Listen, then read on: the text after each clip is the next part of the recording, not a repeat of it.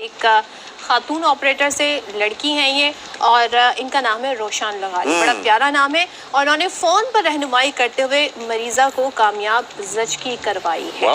उनकी इस खिदमात के अतराफ में बहरीन में होने वाली मिडिल ईस्ट नेविगेटर कॉन्फ्रेंस हुई 2025 में। International academy of emergency dispatch award से उन्हें नवाजा गया है। ये देखिए तरबियत क्या जबरदस्त रही। I mean, मरीजा की पड़ोसन की कॉल आई, रोशान ने बताया, जिसने बताया कि ज़चगी का अमल जारी है, मरीजा की जान को खतरा है।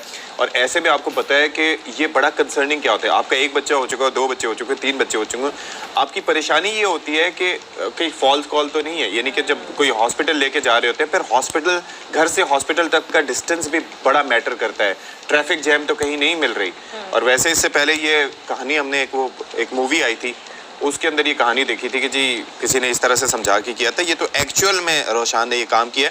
अच्छा, इसमें हुआ ये है कि प्रोटोकॉल फॉलो किया उन्होंने। आधे घंटे तक ये कॉल जारी रही, जिसमें मुतालिका ख़ानदान से 8 मरतबा कॉल बैक करके रब्ता किया गया, जिसके बाद एक सेहतमंद बच्ची की पैदाइश हुई। चलें तो बस हम आपको मजीद क्या बताएं, अब उन्हीं की बानी हम बाकी सारी बातें सुनते हैं। तो रोशान लगारी हमारे साथ स्टूडियोज में मौजूद है। Thank you so much Roshan coming on our show, और गुड मॉर्निंग टू यू। तो पहले तो ये बताइए, वैसे सबसे पहले तो मैं ये जानना चाहूँगा कि आपको हुआ कितना अरसा? Because you are looking so young.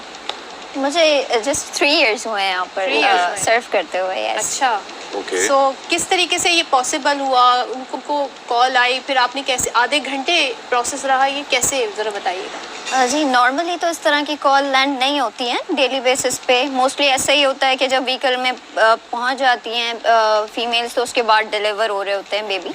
लेकिन ऐसा नहीं है कि बिल्कुल भी ऐसी कॉल्स हमें रिसीव नहीं हुई। तो ऐसी कॉल्स रिसीव होती हैं ऑन कॉल बेबी डिलीवर की, बट 3 मंथ्स बिफोर और 2 मंथ्स बिफोर एक कॉल रिसीव हुई थी। मॉर्निंग शिफ्ट में हम थे, 9 to 10 के बीच में हमें कॉल रिसीव हुई। कॉलर की जो नेबर थी, शी रिपोर्टेड के, मींस जो पेशेंट की नेबर थी, शी रिपोर्टेड के जो है वो बेबी का हेड स्टक है और डिलीवरी का जो प्रोसीजर है वो स्टार्ट हुआ है। सो फर्स्ट ऑफ ऑल तो एड्रेस वगैरह लेके जो हमारी डिटेल्स होती हैं प्रॉपर, एरिया गुलशन इकबाल कराची से ये कॉल थी। सबसे पहले प्रॉपर एड्रेस लेके, कॉलर का नाम और उनका नंबर लेके, ताकि हम उन्हें वापस अप्रोच कर सकें। ये कुछ बेसिक डिटेल्स होती हैं जो चाहिए होती हैं। हमने फौरी तौर पर डिस्पैच कर दी थी। व्हीकल मूवमेंट में थी, लेकिन हम ये वेट नहीं कर सकते थे कि व्हीकल पहुंचेगी तो फिर उनकी हेल्प हो, क्योंकि जिस पोजीशन में थे बच्चे की डेथ का चांस था। बेबी की जो है वो कंडीशन क्रिटिकल थी, हेड स्टक था, कुछ भी हो सकता था। तो हमने कोई रिस्क ना लेते हुए अपने प्रोटोकॉल को प्रॉपर फॉलो किया। तकरीबन 8 टाइम कॉल बैक करके कॉलर का अप्रोच किया, बिकॉज वो भी पैनिक थी, इमरजेंसी सिचुएशन थी। कैसा टफ टाइम उस वक्त होता है जब कोई इमरजेंसी होती है। सो उनको काउंसिल किया, काल्मिंग टेक्निक्स यूज करते हुए अल्हम्दुलिल्लाह हेल्दी बेबी डिलीवर। नहीं, तो मुझे ये बताइए कि उनके पास इस मौके पे कोई मिडवाइफ वगैरह या कोई देखिए इस तरह का उन्होंने हमें कुछ भी रिपोर्ट नहीं किया कि उनके पास कोई मेडिकल पर्सन मौजूद है या नहीं था। कौन खातून के पास? जो हमें बताया गया वो ये बताया गया, हम नहीं लेके जा पा रहे हैं हॉस्पिटल, बिकॉज जो उनके पेरेंट्स हैं वो काफी ओल्ड एज हैं और वो परेशान हो रहे हैं। जस्ट शी रिपोर्टेड दैट कि वो परेशान काफी ज्यादा हैं। और मैं तो जस्ट नेबर हूँ, मैं तो ऐसे ही आई हूँ। फिर हमने उनको काउंसिल किया कि काइंडली थोड़ा आप कोऑपरेट करें। आप लोगों को कैसे अप्रोच किया? देखिए उन्होंने 1122 डायल करके हमें अप्रोच किया था। 1122 हेल्पलाइन है हमारी, जिसपे कॉल करके आप जो है वो हमें अप्रोच कर सकते हैं। 24/7 ये सर्विसेज होती हैं। और जो है वो फिर हमने उनकी प्रॉपर हेल्प करते हुए एक हेल्दी बेबी अल्हम्दुलिल्लाह डिलीवर। मुझे ये बताइए कि ये जो वैसे तो गाड़ियां हैं 1122, इसके अंदर स्टाफ क्या होता है और क्या वो इक्विप्ड होते हैं? कि ट्रेन्ड सर्टिफाइड स्टाफ होता है मौजूद, और तमाम तर इक्विपमेंट्स इसमें मौजूद होती हैं। लाइफ सेविंग एम्बुलेंस ये होती है, और ये लाइक मिनी आईसीयू होती है। तो एट टाइम्स फीमेल्स होती हैं उसके अंदर, ऐसे मामला से निपटने के लिए? फीमेल्स होती हैं, लेकिन हर व्हीकल में मौजूद नहीं है फिलहाल हमारे पास, लेकिन मोस्टली व्हीकल्स में फीमेल स्टाफ भी मौजूद होता है। और इस एक्सपर्टीज से रिलेटेड पर्सनल भी होते हैं, लाइक जैसे इस तरह की कॉल आई तो उन्होंने रेलेवेंट गायनेकोलॉजिस्ट। ऐसा नहीं है कि अगर आपके पास कॉल आई है तो फिर हम किसी ऐसे पर्सन को कॉल ट्रांसफर करेंगे कि जो पेशेंट को गायनी इशू से, यानी कि जो गायनी इशू से रिलेटेड हो, वो फिर उनको ट्रीट करें। देखिए इस तरह पेशेंट का टाइम वेस्ट होता है। हम सब ट्रेंड हैं, हम सब सर्टिफाइड स्टाफ होते हैं, हम सारी प्रोटोकॉल्स फॉलो कर सकते हैं। ऐसा हुआ तो रोशान, इसमें हुआ कि आपने, जाहिर है कि ये तो एक्सपर्ट्स के काम होते हैं ना, इसके अंदर आपको पता है जो ट्रेंड गायनी और ऑब्स्ट्रक्टिस क्या कहते हैं, कुछ इस तरीके से वर्ड होता है, वो जो प्रैक्टिस कर रही होती हैं उनको भी काफ़ी देख के डिसीजंस लेने होते हैं कि अब ये करना है, इस तरीके से करना है, सक्शन का भी इस्तेमाल होता है, 10 चीज़ें होती हैं।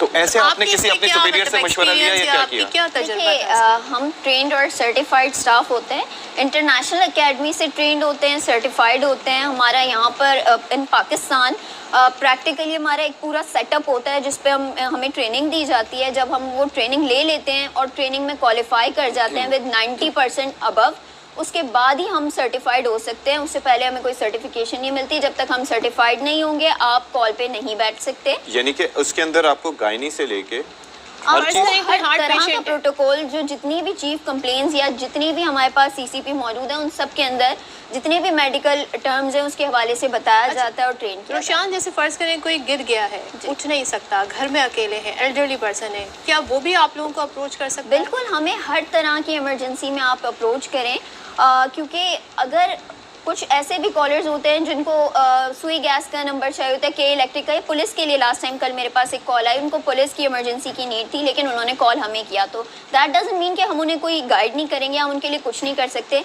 हमने फौरी तौर पे उनसे डिटेल्स ली ताकि उनका टाइम वेस्ट ना हो, क्योंकि वो हमें अप्रोच करके ऑलरेडी उनका टाइम वेस्ट हो चुका है, क्योंकि वो 15 को डायरेक्टली अप्रोच उन्होंने नहीं किया। तो हमने उनसे डिटेल्स ली, डायरेक्टली 15 को अप्रोच किया और फौरी तौर पर हमने वहाँ से उनके लिए यानी कि आप ये भी करते हैं कि अगर फायर मोबाइल ब्रिगेड का किसी ने पूछ लिया बिल्कुल, तो- आपने तमाम अच्छा, चीज़ों के लिए यही मुझे ये call करना है। बताएं कि बेसिक चीज़ें क्या होती हैं कि जिसके अंदर मिसाल के तौर पर हादसात होते हैं। जी। हादसात की सूरत में हमको नहीं पता होता एट टाइम्स कि हमने जो मुतालिका शख्स है, कोई एक्सीडेंट हुआ है, किसी की हड्डी टूट गई है या किसी को ब्लीडिंग हो रही है। सबसे पहले तो मैं यहाँ पर अक्सर मैं और सदफ यहाँ पर आवाज़ उठा रहे होते हैं कि स्टॉप द ब्लीड एक कैंपेन होनी चाहिए, क्योंकि गोली लगने से लोग एट टाइम्स नहीं मरते, खून बह जाने से मर जाते हैं, या एक्सीडेंट्स की सूरत में भी खून बह जाने से, या फर्ज करें कोई नेक इंजरी है उस सूरत में होता है। तो आपकी गाइडलाइंस क्या होती है? आपको किसी ने फ़ोन किया कि भाई एक बंदा गिरा है, हमें लग रहा है कि उसकी गर्दन में किसी इस तरीके से चोट या है, उसे खून बह रहा है। कैसे आप उसको गाइड करेंगी? सबसे पहले होता है ये कि फौरी तौर पे हम एड्रेस वगैरह लेके डिस्पैच करते हैं व्हीकल, ठीक है।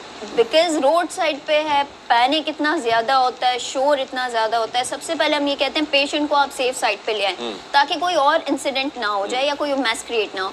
उसके बाद सबसे पहले हम कुछ कंडीशन पेशेंट की जानने के लिए कुछ क्वेश्चंस करते हैं, जैसे कि वो कहीं फंसे हुए तो नहीं है या इस तरह की डिटेल्स लेते हैं। उसके बाद सबसे पहले पेशेंट को गैर ज़रूरी मूवमेंट के लिए मना कर दिया जाता है, क्योंकि वो इस वजह से होता है कि अगर उनके कहीं पर भी फ्रैक्चर है तो वो और ख़राब हो सकता है या कोई भी और कॉम्प्लिकेशन पेशेंट के साथ हो सकती है। अब जो ब्लड रोकने का तरीका, ब्लीडिंग कंट्रोलिंग के लिए हम ये करते हैं कि उनसे रिक्वेस्ट करते हैं कि कोई साफ़ सूखा कपड़ा मंगा लीजिए। अगर उनके पास कोई साफ़ सूखा कपड़ा मौजूद नहीं होगा तो हम पेशेंट की शर्ट या कोई इस तरह की चीज़, कोई ऐसी फीमेल होती हैं जो स्कार्फ वगैरह के अलावा एक्स्ट्रा चादर लेती हैं, कोई भी ऐसी चीज़, उसका इस्तेमाल करते हुए जो जहाँ से खून बह रहा होता है उसके ऊपर रखवा के उसको हल्के हाथ से प्रेस करना होता है। ज़ोर से नहीं, हम उनको गाइड कर रहे होते हैं प्रॉपर, हल्के हाथ से प्रेस करें ताकि ब्लड रुक सके। मोस्ट ऑफ द टाइम जब हैवी ब्लीड कर रहा होता है पेशेंट तो वो नहीं रुकती है, तो फिर हमसे उनको इंस्ट्रक्शन दे रहे होते हैं कि अब आपने इस पर मजीद एक और बार, जहाँ से खून बह रहा है वहाँ पे एक और, जो पहले कपड़ा रख चुके हैं उसको आप नहीं हटाएंगे ना उसको खोल के देखेंगे, इस तरह से ब्लड और ज़्यादा वेस्ट होगा। उसी के ऊपर मजीद और कपड़ा रखें और जहाँ जिस एरिया से, जिस एंगल से खून निकल रहा है वहाँ पे आपने कपड़े के ऊपर 2 उंगलियां रख के उसको हल्के हाथ से और प्रेस करना है, ताकि वो जहाँ से खून बह रहा है उस जगह पे जब एक्सटर्नल प्रेशर आएगा तो वो थोड़ा सा कंट्रोल हो जाएगा।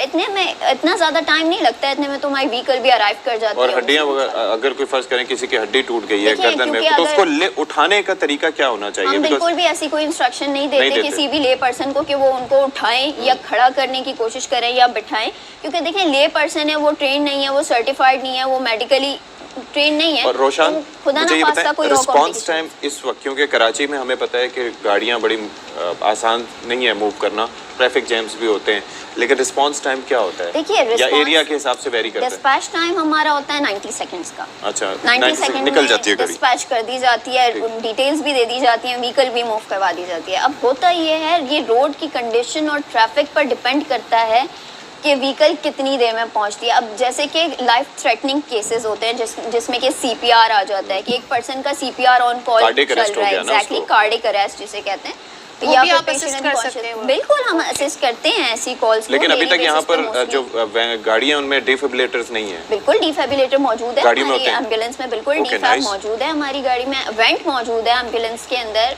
पोर्टेबल वेंट होता है।